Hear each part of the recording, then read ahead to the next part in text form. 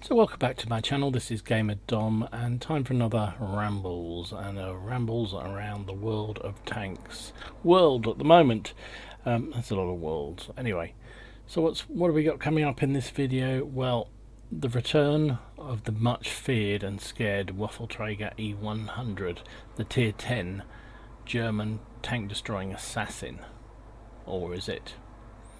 New Chinese cartoon tank? God no, please, please, please, please. And some buffs to some well-known Chinese premium tanks particularly. And also a look at Erlenberg, some super test changes that are coming through, being worked through at the moment to improve that map, to stop that seesaw that happens across the river down the middle of the map. Top of the tree for August. And that's about it. So I hope you enjoy this edition. Let me know down below, and if there's anything you want me to talk about or include in future, or just comment on what you've seen. Much appreciated. So on to the first thing. So is it or isn't it? A couple of blogs reporting that the most feared and overpowered, you think things like the Defender and what have you were overpowered. They are nothing compared to the Waffleträger E100. This was a German Tier 10 tank destroyer, and the moment it was brought into the game, it was overpowered. It had the ability to clip, because it was an autoloader, to clip pretty much any Tier 10 tank in the game. This thing was an absolute monster. And it's hung around for an awful long time in the game, far too long, because everybody knew it was completely overpowered and shouldn't be in the game. But wargaming, takes a while sometimes for the cogs to start working, and they eventually got rid of it and replaced it with the Grill 15. In itself, not a bad vehicle, I think you'll agree. But anyway, lots of speculation that the Waffleträger E100 is making a return. This is, I think this is an Italian website. Anyway, there were several that I could have picked up on that that talked about this coming back as a Tier 8 premium with new hull, new turret, and new guns. So not quite the OP beastie. This site here, mmowg.net, is reporting that it's going through a super testing. Now the speculation is that this is going to be a new Tier 8 premium that is going to be part of the new generation of missions, reward missions. However, somebody I trust very much indeed, Harkonnen, who runs the Daily Bounce, is reporting that there is no such thing as the Waffleträger coming back. He says that basically this vehicle, or the suggestion it's coming back, is based on one picture, which is here, where it's sort of at the back of a whole load of tanks, and actually it's a mistake, it shouldn't be there, and it isn't actually coming back. I don't know. To me, the way wargaming works, the files are still in the game, right? So it would be very easy for them to use the existing model just to change its stats a little bit to make sure that it wasn't quite the beastie it once was, and put it out. However, Harkonnen quite rightly points out that at Tankfest recently, Murazor, who's one of their wargaming's big honchos, he's categorically said the Waffleträger E100 isn't making a return, and any rumours are false. Now, wargaming, we know, speak with forked tongue. They don't always say what they, well, maybe they intend. Let's be charitable. Let's assume that they actually do intend to be honest about things, but it doesn't always come out that way. But if they stood up only just recently in front of 30 of the community contributors, given all the stink that's been going on, I would tend to suggest, and he said, it's not coming, I would tend to suggest that's probably true. But, then again, someone's seen it in the super test. What do you reckon? You want to see the Waffleträger E100 coming back? I was in the game when I played a lot in the game when this was around, and it was scary as shit. It really was. You saw one of these things, you just had to hope it had just fired its clip at somebody else, and then you had a chance to kill it, because it was horrible. So I'm not sure I want to see that. I definitely don't want that tier 10 to come back. A tier 8 premium version, peered down, maybe? I don't mind. Far too many premiums in the game anyway, but if it's going to be a freebie that you can get through for missions, then great. But how can he say no? What do you reckon? Truth or fiction? Should have a sort of scary music here. Truth or fiction? Let me know. What do you think? So the super testing extravaganza continues. We've seen suggested changes to the German, Russian, American tanks. Now they're looking at Chinese mediums. So Daily Bounce reporting a trio of Chinese medium tanks is being checked out on the super test. So the T-43-3, which is the tier 8 Chinese heavy medium tank, has been updated to HD and received better armor, which is now identical to the Type 59. So the Hype 59, that's a legendary beast that is in the game, with aim time has also been significantly improved. This will allow the tank to achieve its maximum accuracy quicker and not have to stop as long to take accurate shots. Okay, fair enough. I thought the T-34-3 was actually quite a good tank, but it's not well used. People don't tend to play it very much. Chinese tanks generally get a poor rap. I think they're actually pretty good myself, but there you go. There's also been a small change to the 59 Patton, that ugly premium tier 8 Chinese medium tank. It's got the hull of a Hype 59 and the turret of a Patton. Looks like something's been super glued on by a 5-year-old kid, to be honest. And they've increased the armor penetration of its standard shells. So Patton owners will be more confident they can penetrate their opponents and cause more damage, and consequently earn more credits. So clearly that's been a poor seller. People haven't been generating the credits they want on it, so they're giving it a little bit of a buff. And finally, the Hype 59. Hey, that legendary beast that nobody has any. Very few people have. Long history of the Hype 59. Goes down in folklore in many ways in Wargame, in World of Tanks. One of the early premiums, tier 8 Chinese medium tank. Completely OP when it was first brought out. Apparently, before my day, used to go into games and there'd literally be, half the team would Hype 59s because they were so good. They got nerfed twice, I believe, and now are a shadow of their former self. Now they're actually just a fairly average medium tank, but what they are good at is credit generation. The cost of the ammo is ridiculously cheap, and they always make a good profit even on a loss. I've got one. I'm lucky. I won one some time ago. Quickie Babe had a sort of raffle thing, and I was lucky enough to win one. I don't use it that often, but I do like it. It's a good tank, so I'm looking forward to changes on this myself. But those of you who haven't got one, you don't give a stuff really. So gun stabilization. So basically, the Hype 59 is getting better accuracy, better stabilization, and aim time. So it'll be easier to fire on the move and not always necessary to stop and wait for an accurate shot, which is good because it is a mobile little thing, and actually it's got fairly bouncy armor, surprisingly bouncy armor. But the gun was always its weak spot, so that's good. So let's look at the detail. So the Patton 59 Patton is their penetration goes up from 190 to 212, which is actually a nice increase. Not ridiculous, but nice. Makes it competitive at tier 8, I would suggest. The T-34-3 armor will now be hull 100, 80 and 45, and turret 200, 130, 60. So very nice turret armor on that thing. Aim time has decreased from 3.4 to 2.9, so really good buff on the aim time there, which is good.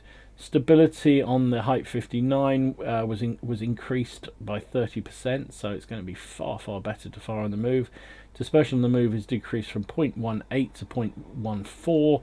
Dispersion on turret rotation from 0.16 to 0.12, and aim time down from 2.9 to 2.3. So yeah, pretty good. So we'll see. As always, super test is just that, it is a test. We won't know exactly what the changes, which of these changes will be implemented, but it's interesting that They continue to look at the tanks, they continue to look at their performance and their statistics, and review them. I still haven't looked at my little baby, the KV5, which I really think needs a good buff. It's really out of its depth now in a tier 8 or tier 9 matchup.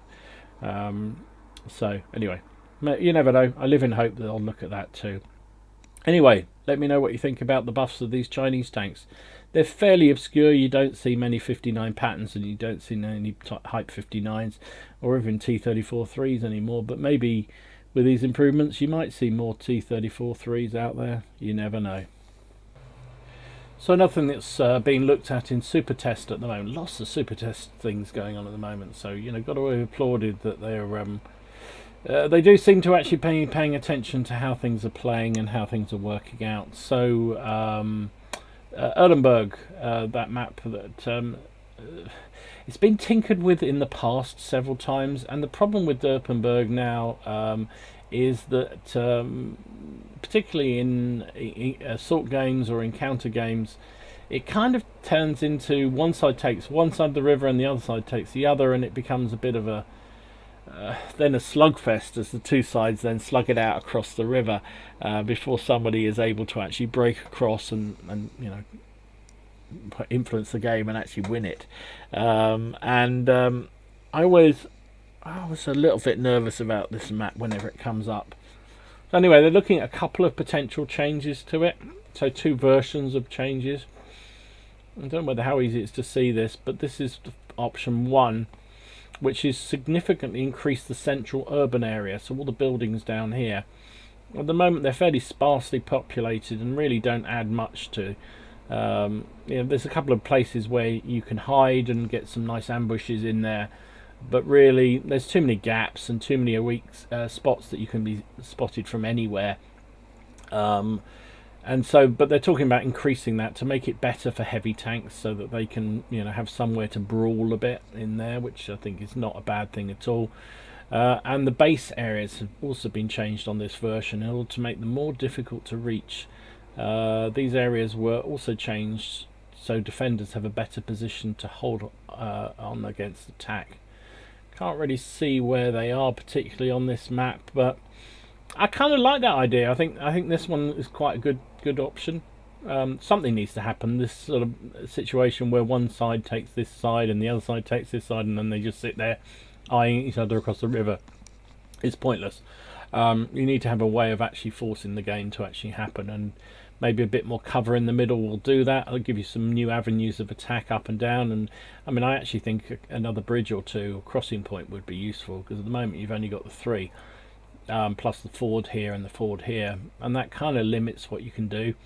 It does look like there could be a bigger bank there. Maybe there's a ford there as well.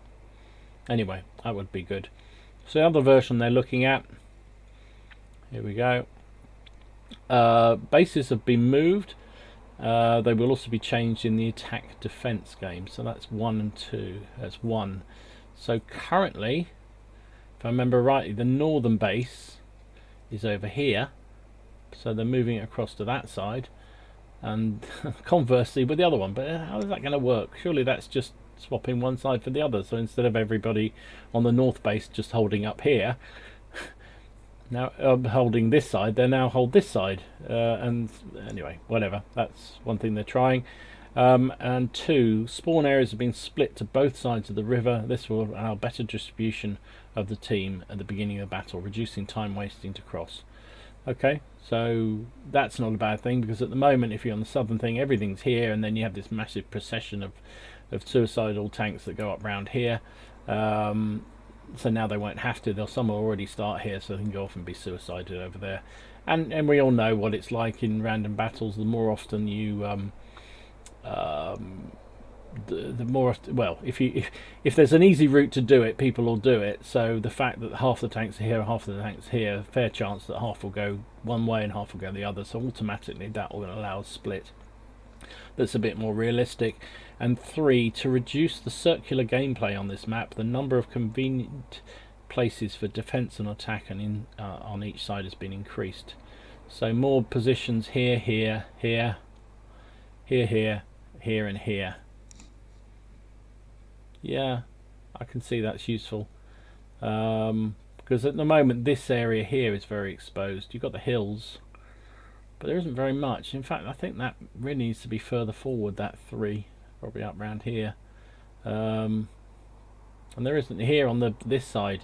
There's this crest here, but there's this crest here. If you're very advanced, you've got good gun depression, but really there's nothing very much. So having one there and where, yeah, it's good. So anyway, we'll see what comes out of it, but it's nice to see that they're looking at these maps. I quite like version 1 mainly, but actually a combination of the two would actually be good for my point of view. But okay, so this was a video that Wargaming put together which shows version 1 and all the changes. So you can see a lot more buildings, almost a highway down the side of the river there.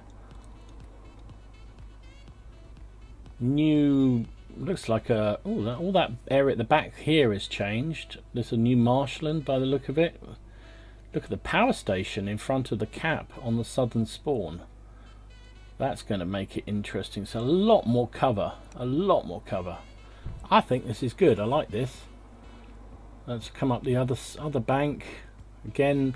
Not quite as much cover on this bank, but still quite a bit. And this has all been cleared, hasn't it? That was, wow, that was much more open. There's a building there. That's a new building, new cover there. Big open spaces though to have to attack from the north, from the south, coming up that 9-0 line. Well, that actually looks like the southern spawn is far superior to the northern spawn. Maybe it's just me. Some more positions back. Oh, look at this whole wetland area. The wetland thing. So that used to be the hill, didn't it? There, that's gone. Buildings at the side there are much more open. The castle wall has gone on one side. Wow. Now I love what they've done in the middle. I don't like the flanks. The flanks look like, and that's much more protected from the front, but from the flanks, oof. Yeah, look at this street view. Very nice, very cool video, isn't it? I like the way this free-ranging camera works. Interesting.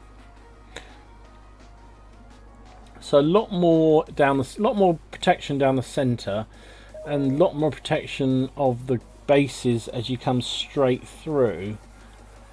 But on the flanks, oh, this is version 2. Okay, right, let's have a look at this.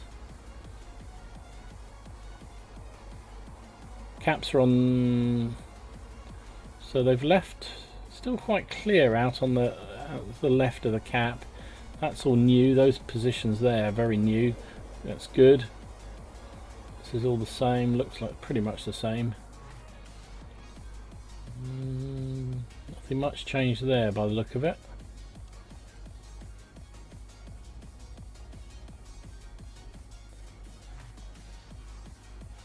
Caps on the other side, notice. Oh, that was the obvious thing on the other northern cap, wasn't it? The cap's moved over. It's on the other side of the river now. This is on this side of the river, which I think is good. What's going on over here? Oh, they've moved, put a tower on top of the snipey hill, and there's a cliff. Look at that. Wow. That's going to be interesting. That's some pretty good defensive positions there, right there, isn't there? Jeez. Not much cover, but not much cover in terms of bushes, but whoosh, new building there to allow this side to defend.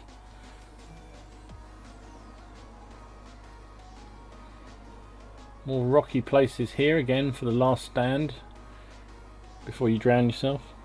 I'm only kidding. Only kidding. You never drown yourself. Okay, cool. Interesting. Interesting indeed. Anyway, let me know what you think. Erlenberg, need change, not need change. Discuss. So good news if you're grinding the Swedish TD line. The Strengthwagen 103B is August's top of the tree. This is only on the EU server, I believe. So you get to vote, we get to vote for which tier 10 we would like to be top of the tree each month. And basically what happens is if you're playing any of the tanks in that line, you get ×2 crew experience, I think it is. Yeah, ×2 crew bonus, as long as you're in the top 10 and you win the game. And you can do that up to, oh no, that's any time you like. I think 50. Oh, it says 50 times on per account. Okay, well, whatever. And if you have the top tier tank, you can basically get extra rewards if you win 50 games, and in the top 10 in those games, then you'll get a whole bundle of 10 personal reserves. In fact, 20 personal reserves, some for the crew and some for the vehicle. So that's good. And as I remember, as memory serves, also that most of the tanks along the line get discounts. So if you haven't already got the discounts that you had when these things were being offered, I think it was over Christmas, you could get a mission to get a whole load of discounts on the Swedish TD line. If you weren't here for that, or you didn't get them, then it's a good opportunity to work the Swedish TD line, which is actually a really good line. I really enjoy it very much. I'm up to tier 9. I might crack on. I'm trying to crack on to get the top gun on the tier 9, so maybe it will encourage me to play it more, with the hope that I can get to the tier 10 before this is. But I said that with the heavy tank number 4, which I'm still grinding. I'm almost at the type 5, but at the moment still. And you know what? I'll get the type 5 just at the very moment that they change it and it gets nerfed, which is going to be happening fairly soon, I think. Anyway. Top of the tree, Stuntwagen 103B, Swedish TD line. Enjoy! So, alert, another cartoon tank in production. Thankfully, so far, seems only to be on the Chinese server. This is a premium tier 10 heavy tank, the 113BO. Now, it isn't some kind of body odor thing. This is the Beijing Opera A tier 10 premium heavy tank. Oh my lordy. Do they really want money that much? Well, obviously they do. 22,500 gold will buy you this tier 10 Chinese heavy tank. Yeah, so you don't have to grind it anymore. And it actually has, I mean, this is quite a funky camo. I have to say, I quite like it. I wouldn't want it in the game. It's no part in my book, but it's kind of funky all the same. Yeah, I have no idea what this is all about, but tier 10 premium tanks, come on, give me a break. And you get a special crew. There you go. Obviously, I guess they're characters from a Chinese opera. I have no idea. I'm not into that kind of stuff. Somebody clever watching this channel can probably tell me all about this and bore us all silly. But please, if you know what this is about, then let me know. But it appears to be some kind of special edition premium tank for the whopping around 22,500 gold. Which, let me just check, how much is that in real money? So on the current exchange, on just a standard one, so this isn't any packages obviously, but 22,500 gold will cost you the princely sum of £67 and 1 penny in sterling. Wow. Blimey, those Chinese are desperate for spending money on this game if they pay for that. Wow. Yeah, it looks beautiful. It does look quite beautiful actually. But two things. Why do we need a tier 10 premium tank? Or why do they need a tier 10 premium tank? Don't let this come to World of Tanks, EU or North America, please, Wargaming. And stop with these bloody cartoon tanks. That's all I have to say on the matter. Well, thanks for watching. I hope you enjoyed this video. If you did, give it a like and subscribe to the channel, please. In the meantime, enjoy your games. Have fun. Try not to take it too seriously. And I'll see you again soon. This is Gamer Dom signing out.